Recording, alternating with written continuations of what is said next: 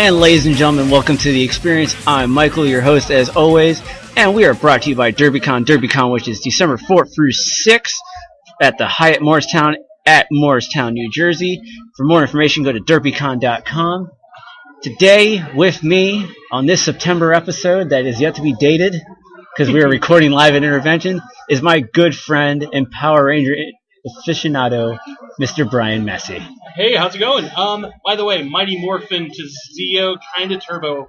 Like, I'm kind of aficionado, because I kind of lost it after that. Yeah, it's okay, but here's the thing. Next year, we're going to Power Morphicon. Yes, totally. I've already registered. You just need to register. Yep. I got the hotel booked, which, by the way, I'm just having to let you know now. You romantic bastard. You.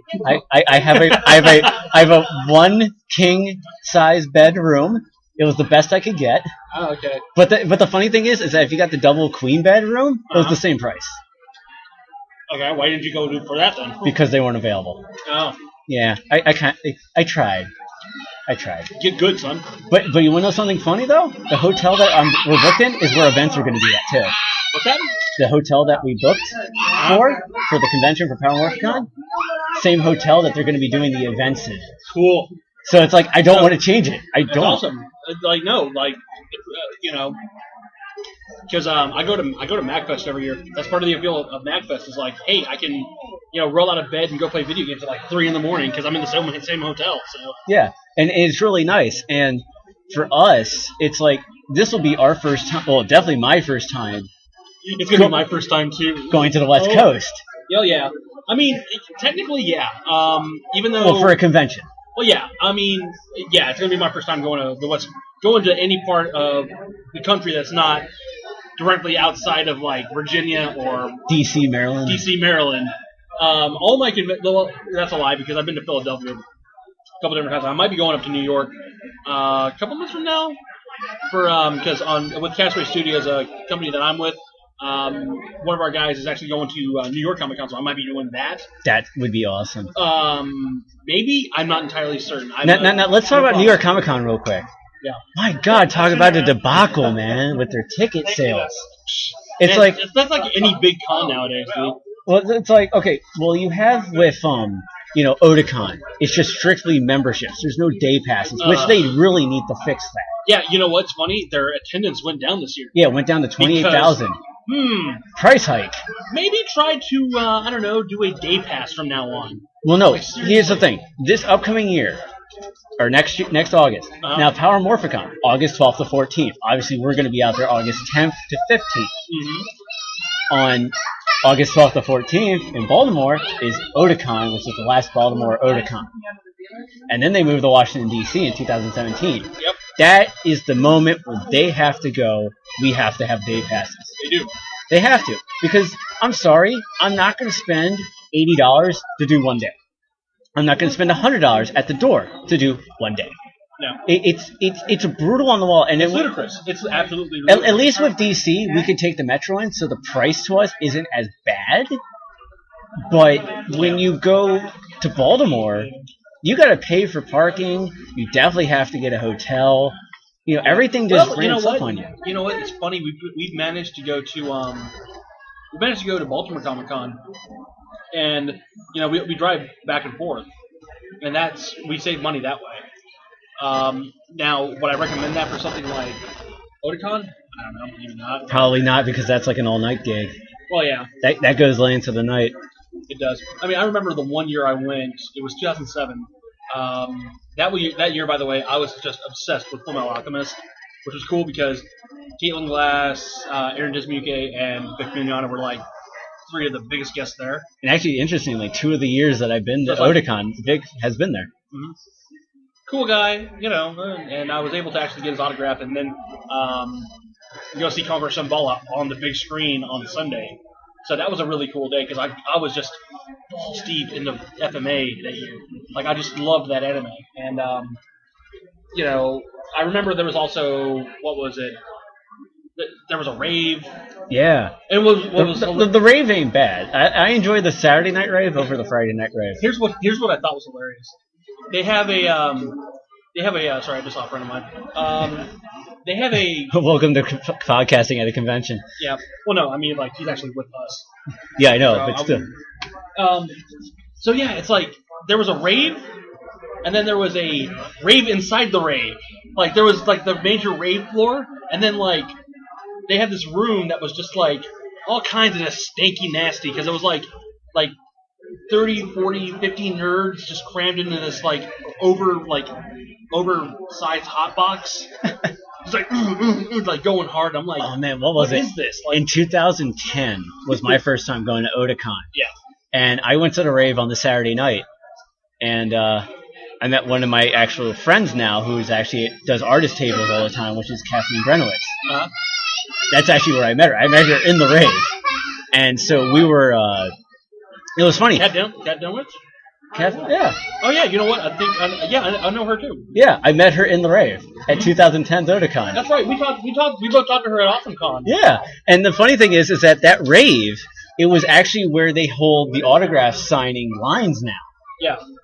That's where, and so we're partying there for the rave, which is the weirdest place. It's like you couldn't put us in like a basement or something, and we're just raving. You had like the main group there, and then like I was just kind of off like this, and Kathleen and her friends just kind of absorbed me into the group. I was like, oh, that's so cool. Yeah. I'm not lonely, but leaving, sir. Yeah. Safe travels. Yep. Make the And I'll be Yeah. back through on Sunday. Cool. Yeah, I will see you Friday. Yes, you will, brother. And welcome to the world of live podcasting. And give me, tell me, just keep me posted on how things are going. Oh, trust me, you guys are going to know how it's going because either one of us is going to be texting you guys privately. Yes, that's what I expect. You had better let me know. Yeah. We're not going to say the name. We're not going to say the name because we are recording. Yeah, about to say. Oh, shut up. You can cut this out. No. No, you're being nice. We're being nice. We're being nice. Just make sure that you let me know just how you're being treated, all right? Yep. I'll let you guys know. All right. See y'all later. Catch you See later. you later, bud.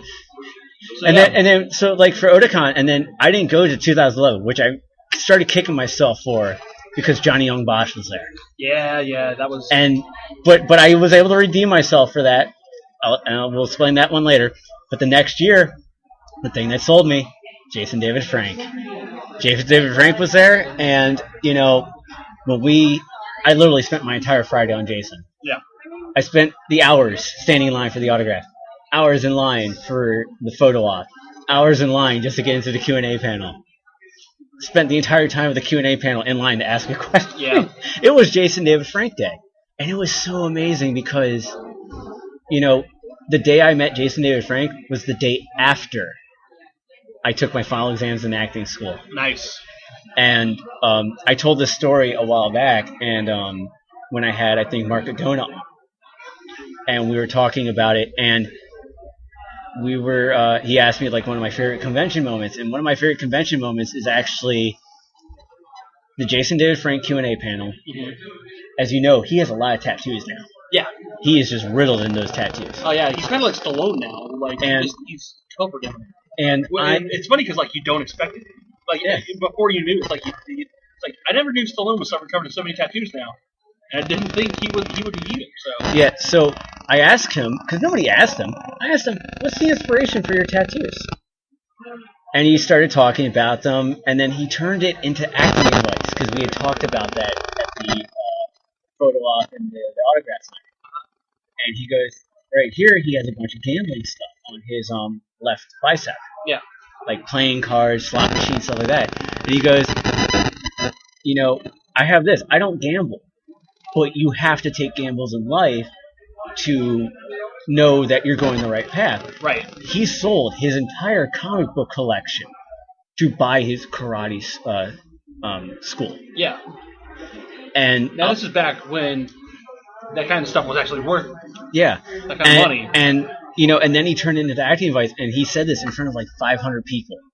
It's like, from meeting you earlier today, you have what it takes to make it in this business. Nice. And I'm just like, oh. And everyone is applauding me. The fact that he was able to take that and then put that praise onto me and then have everyone applaud me, That's what's up. that is something really, And really special. You know what that is? That's paying it forward. Man. That's paying Yeah. it forward. Which And and everyone gives Jason David Frank a bad rap online. Well, you know what? And then the whole Austin St. John, Jason David Frank thing. Here's the thing. Austin St. John, we both met him at AwesomeCon. Amazing person. He was selling a picture at his table of him and Jason David Frank together from Zio. Right? Do you really think there's issues? I don't. I think... And the funny thing of it is, I never even, like... Until I really started getting back into, like, the Power Ranger community, quote-unquote, because, like... Well, rather, you know what? That's not right. You guys broadcasting? Yeah. What show? The Experience. There's an Experience? Yes. Because everything is an experience. Alcohol will solve that problem. Alright. Alright. Yeah. Fantastic. More. Yeah, and I'm on another podcast as well, so be sure to check out. We're actually here today. I'm only here. I extended my stay here just temporarily so I can podcast. So actually part of DerpyCon?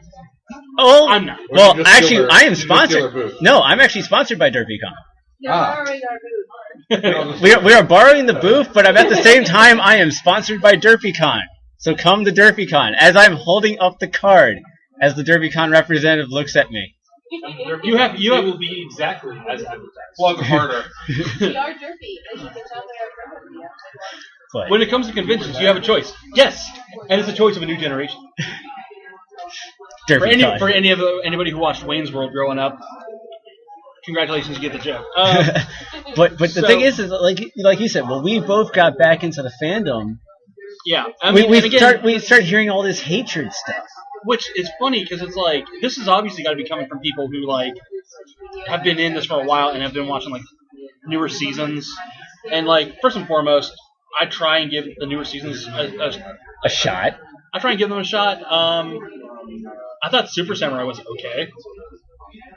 Honestly, the most I've seen so far recently has been Super Mega Force. Yeah. Oh, that's right, that's what I was talking about. And then Super Mega Force. and then also I'm watching Dino Charge.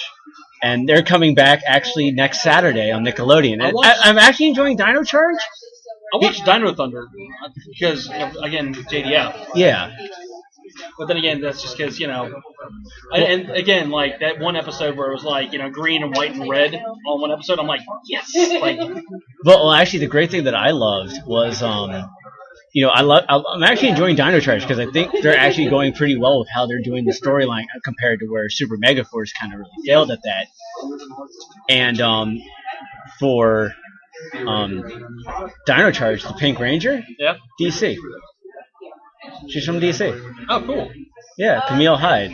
So it's like, that is as a character? No, the person that plays the Pink Ranger. The actress. Yeah, the actress who plays the Pink Ranger is from DC. Okay. So that gives you a rooting shot. Cool. I mean, hey, you're wearing a Nationals hat and I'm wearing a Rockies hat. Loyalties lie where they lie, my friend. Exactly. But because I'm a Colorado boy, bud. That's fine. I'm actually originally from New Jersey. Right on. But actually, you got our old hockey team, the Colorado Rockies, like that. Yeah, I don't like the. I could care less about the Devils. You know me. I'm all Cats. But the funny thing is that how I said that in 2011 Johnny Young Bosch was at Otakon. Yeah. And how I kicked myself because I wasn't able to be there because I couldn't go. I redeemed myself last year at Anime USA. All good. And I got to redeem myself last year at Anime USA because Johnny Young Bosch was there. It was my birthday week, and I got to spend all 3 days with Johnny. Right on, man. And he is one of the most class act guys. And here's the thing. AwesomeCon, David Yost, Karen Ashley, Walter Jones, Austin St. John. Yeah. All class guys. And you know what? I got to meet them. I didn't get to get an autograph or anything like that because that was one of those. I don't know what it is. But, like, when it comes to conventions, they always fall on the weekend after I get paid. And it's like, I need to start saving money for this. Cause, like, yeah, it was weird. I wanted that, like, all the Rangers autographs. And it was like $50 a pop. And I'm like, What you should have done is you should have done what I did, which was VIP. Yeah. Because that's how I need to start doing that. Especially at where we're going to be heading next. Which is, Power Morphicon, yeah. Well, I've already... Have we mentioned it? Yeah, we've been talking about Power Morphicon. We started off with Power Morphicon. Wow. Well, see, here's the thing. They have... You're out of it. It has been a long week, my friend. Well, see, here's the thing. For Power Morphicon, I've already registered for the highest level badge, which sold out in 18 minutes, which was the Platinum Ranger. Yeah. And I got that right off the bat because that's just... But here's the thing, and I want to say this right now. I'm spending $300 for this. Okay, I'm excited for the karate class. Because that wasn't even advertised. That was just... I just saw it. It kind of came out of nowhere. It came out of nowhere. I get all 3 T-shirts, all 3 prints, all 3 coins, the pin set, because they have trading pins. Yeah. Like, you get a pin that you put in your lanyard, you could trade with other people and try to collect them all. Like Pokemon? Yeah, like Pokemon. Word.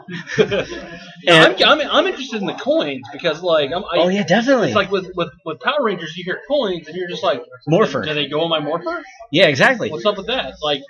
Well, actually, if you go onto their website and you go into the store, they actually have last year's coin up on the site. So take a look. It's like $20, but take a look at it. I think you get 2 VIP autographs, 1 VIP photo op. When you have like a whole bunch of Power Rangers, there, like who do I choose? Yeah. You actually get advantage of the Gold Ranger breakfast, where I get to buy 2, which we were talking about. You just buy the Red Ranger, which is just the weekend pass. And then you pay for the breakfast passes. Totally. And then that would... Is that kind of like how they did it, what was it? Because... Is that kind of how they did it, Regeneration View, the whole, like, see, I don't know, because I never went to Regen last year. Okay. But my mom is actually going, and as a result, I will be going to Regen next year, too. I'll also be part of the podcast. Because it makes sense, because Jen's going to be running around doing all this staffer stuff. Yeah, he was busy last year. He needs somebody to sit down and take over the podcast. And since my mom's a Who fan and I'm not, I can take advantage of being the guy at the podcast too. Cool. And hey, to each their own, you know? Right on, yeah. I'm really excited about Power Morphicon. And last year we were here at Intervention when Power Morphicon was going on. Yeah, that's right. Yeah. And I remember we brought it up. It was like, dude, because like we were on the podcast. We were on the live podcast together. Yeah, we were. I think that's actually where we. That's how we met. That's how we met. Like, so it's like it's kind of like a year removed from that, and we were just. It's funny because we just kind of started bonding over Power Rangers and like started sharing a lot of memories. Like I remember, I think I told you about when I went to Power Rangers Live as a kid. Yeah, you were telling me that on the phone because we were talking about other things, which we'll announce at the end of the podcast. Yeah, we'll announce that at the end of the podcast. For anybody who might not have like heard this story, I actually got to go to the Power Rangers Live show that was going on back in like... I hate you! Dude, it was awesome. I hate you! It was awesome. Like, they had this thing, it was like, they had this Lord Zed blow-up, like, inflatable thing, kind of like from like... As Minion Dixon is just, like, jaw-dropping. It was almost like the bat from Meatloaf's Bat Out of Hell tour. Like, it just blew up, and, like, it was on stage. And he'd be like, Death Rangers. Dixon's just like, I can't. I'm going to defeat you. And, like, they're like... Just and, like, they handed out these cards, and, like, they're these shiny cards, and it's like, what the hell do I do with this thing? And, like, at the very end, it's like, now, whip them out and show them to Lord Zed. Now I'm thinking about it, I'm like, you wanted me to whip something out and show it to Lord Zed? I mean, I can do that. I mean, like, but yeah, it's like, and then he started playing, and he just started, no, and like, it was hilarious. And that I actually got to do. Remember Wild and Crazy Kids? Yeah. I actually got to go to one of the live shows. Oh, cool. Up in New Jersey. Were you one of the Wild and Crazy Kids? Almost. My grandfather, who is retired Army, who's also the one I had the tattoo for. Right on. He almost kicked the crap out of one of the people for not picking me. He was like, no, I want my grandson to be one of Wild and Crazy Kids. I wanted to be on Guts, I wanted to be on Guts or and Legends of the Hidden Temple. Yes. But dude, the Aztec Incas and the Mays, you never shit your pants watching a Nickelodeon show more. And like when they just came out of nowhere and grabbed you, it's like, oh god, oh. Yeah, it actually, that's the great thing. As a kid watching it, you're always startled. And you know what's funny? It scared the crap out of me, dude. And you know what's funny? When you get to watch it now, if you can find it on air or online, it still scares the crap out of you. Oh yeah, it does, and it's because you don't expect it. It's, to an extent, is it kind of like the jump scares in like Five Nights at Freddy's or something like that?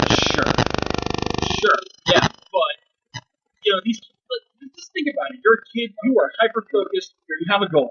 Grab the thing. Okay, whatever it is, you have The thing. Go get the thing, and like we'll create a story behind it. But you need to this thing. Go get it. So you're hyper focused on this thing, and you don't know where to go. And then all of a sudden, some crazy ass dude just comes out of the wall, kind of like that freaking monster from Martin Powers the movie. Yeah. It's like, shh. Jason, look out! But Now we're quoting the movie. God, like. Can you believe it's been 20 years since that movie came out? You know what? And it's been 22 years? I was 6 when that... I was 6 when that show came out. How old are you? I'll be 29 in October. Oh my god! Wow. Okay. So we're the same age, actually.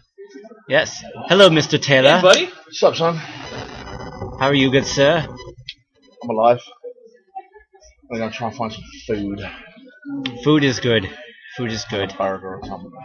I don't think they've opened up yet. Are they gonna have a cafeteria? You know Oh, how I'm going down to the bar. Okay. I'm going to the bar, son. That's where they have the alcohol. Is it? Yeah. Okay. With alcohol. And then I'm gonna have a few drinks of the burger, and I'm gonna come back and do it. Hell yeah. Godspeed, sir. Oh yes. Oh, Captain, my Captain. I just did it. My captain. Nice. And the great cameo by Mr. Ben Taylor. Yeah. But yeah, it Love was. that dude. He's cool. Oh yeah, everyone loves Ben. But yeah, and we're because we're running up on time. Because unfortunately, I do have to get to another convention. Well, yeah, I know. And it sucks that you're not here this weekend. But. Yeah, it's timing. At least I got to be here for the time I got to be right? here, and then we get to see each other. Now, this long distance relationship is tearing us apart, Michael. I know. God. I know. Hey, I have a car now. I have a car. I can go up to Frederick more often. Girlfriend. But we've been talking so much Power Rangers. Yes. Well, I mean, because like that's kind of like the glue that holds us together. Is like Power Rangers. And here's the thing. We've talked about Power Morph now. We've been talking about how we will be there next year. We got the hotel booked. Yeah. One of us has a registration down. In Pasadena, California. Right? Pasadena, We're California. going to be in Pasadena, California in T-minus 1 year, son. No, and the scary thing is that like T-minus 1 year, August 10th, which is the Wednesday, we're flying out. Yeah. Monday, August 15th, we're flying back. Yep. So, and of course we'll be booking the airfare in beginning of the year. Yeah. But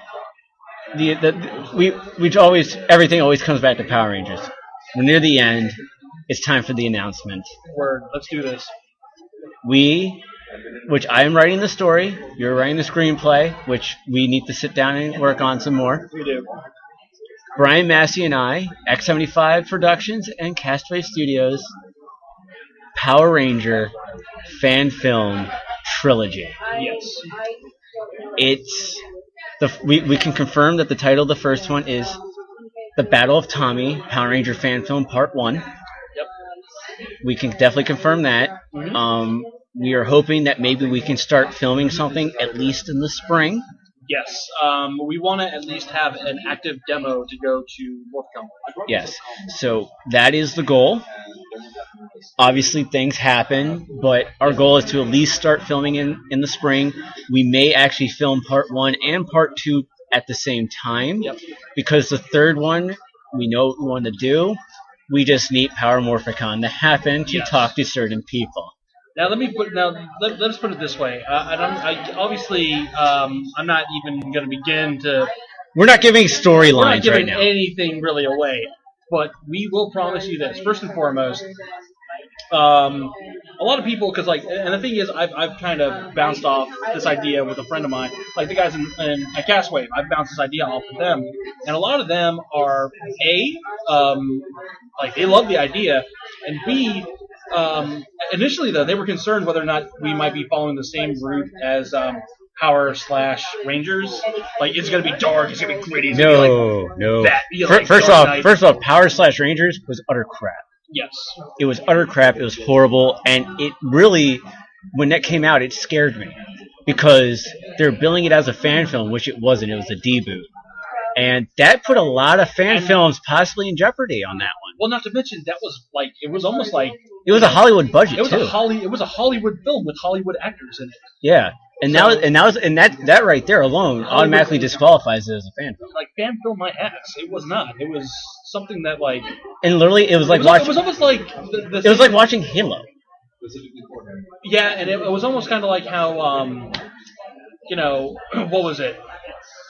It almost seemed like they were kind of going for something like, hey, we're kind of out of work right now, so why don't we try and do something like Dr. Horrible, our own take on that? Like, not necessarily like Dr. Horrible, but like, we're going to do something small for the internet, but with all these major actors. And honestly, it slapped a lot of people in the face. Yeah. It really did. And we are not going that route. No. But what we are going to do... We're keeping a lot of what keeps... We're keeping the show the way it is. Yeah. I can tell you this right now. The TV show suits are coming. Yes. A Sentai suit is coming. Yes. The Zord battles will not be CG. They will be costumed battles. Absolutely. Like the way it was in the TV show. Yes. We are keeping things to the show, and here's the other thing. We are taking stuff from Mighty Morphin, and we are taking stuff from Zoo Ranger, and we are meshing them together.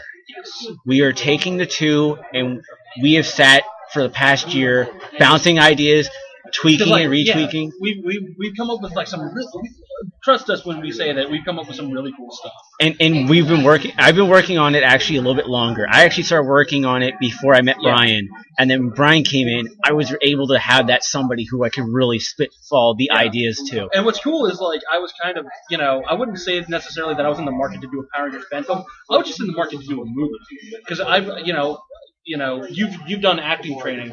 I haven't, but I've been bit by the acting bug and the filmmaking bug since I was like 4. Like to ask my mom, ask my mom or anybody that grew up with me, what did Ryan want to be when he was a kid? Actor. He wanted to make movies, and I still haven't gotten rid of that. And I'm 28 now. Maybe it's a little wow, why did you start doing this when you were younger? Certainly, but look at me. I'm a late bloomer too. Yeah. So it really doesn't matter. But you know what? I will say one thing real fast, just because again we're both kind of late bloomers on this. If anybody's listening and they're young and they want to get into acting or they want to get into filmmaking, and let's say they're in high school or they're in middle school or whatever, and they don't necessarily want to take drama because they think it's not cool, forget that. Take drama, please. I wish with all my heart that I had taken drama when I was in high school. I really do, because I think that would have made a huge difference. And so just do that. And on that note, Brian, plug your stuff. Yes, I'm Brian Massey. Check me out on Vine at Orange Hatman. Check me out on Twitter at bmassey1987. Be sure to check out the Castwave Studios Twitter at BGN Podcasts. Be sure to check out CastwaveStudios.com. We do shows like One Drunk Geek, where I review beer and try and make it funny. And I'm actually doing. I can spoil this. It's not a problem. I'm going to be doing a episode of 5 best gaming power-ups and 5 best complimentary cocktails to go with that. Nice. And then I'm going to be doing an episode on Midas Touch, which is a beer that was about... To cut a long story short, it's science brought a beer back from 2,000 years ago. Nice. And we're going to be doing an Indiana Jones themed version of that. Nice. So then also check out Geek Critique.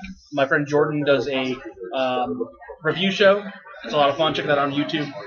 Check out Bully Going Nowhere. We're actually here this weekend. We're going to be doing Bully Going Nowhere live.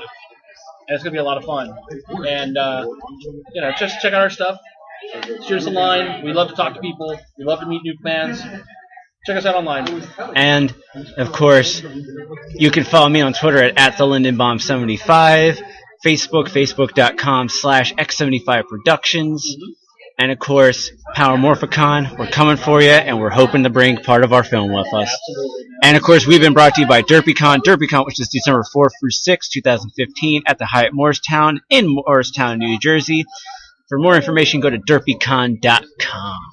When you choose a con, make sure it's a derpy con.